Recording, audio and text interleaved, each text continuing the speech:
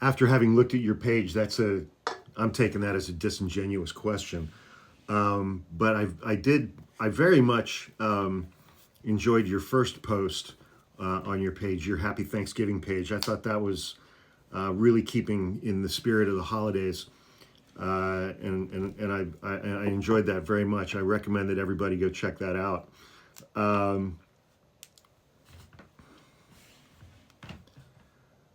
We wouldn't be talking about Elon Musk looting the executive branch.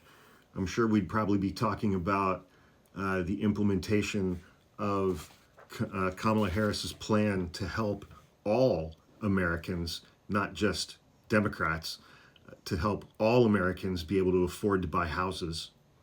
That's just one idea.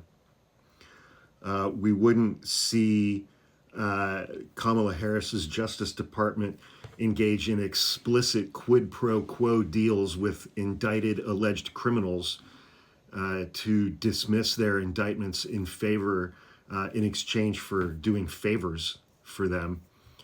I don't expect you to understand or believe any of this, but I mean, Kamala Harris is not putting forth legislation that would raise the taxes on every single person in the United States who makes less than $400,000 a year.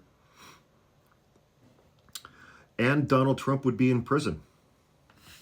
And he would have three more criminal trials ahead of him.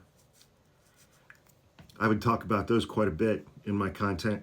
I would talk about the Mar-a-Lago classified documents case where he was indicted for, I can't remember if it was 32 or 38 felony violations of the Espionage Act for stealing, concealing classified documents and obstructing the U.S. government from obtaining their return. Obstruction in that context carries a sentence of up to 20 years in prison. And I'm sure I would have spent a lot of time talking about the eventual trial in Washington, D.C.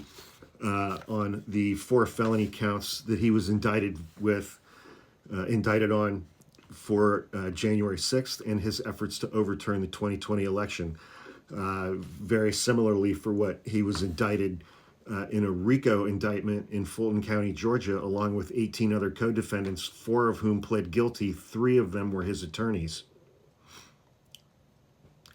I would have plenty to talk about if Kamala Harris won, and not the least of it would be Donald Trump finally getting some fucking accountability for his rampant criminality over the last decade.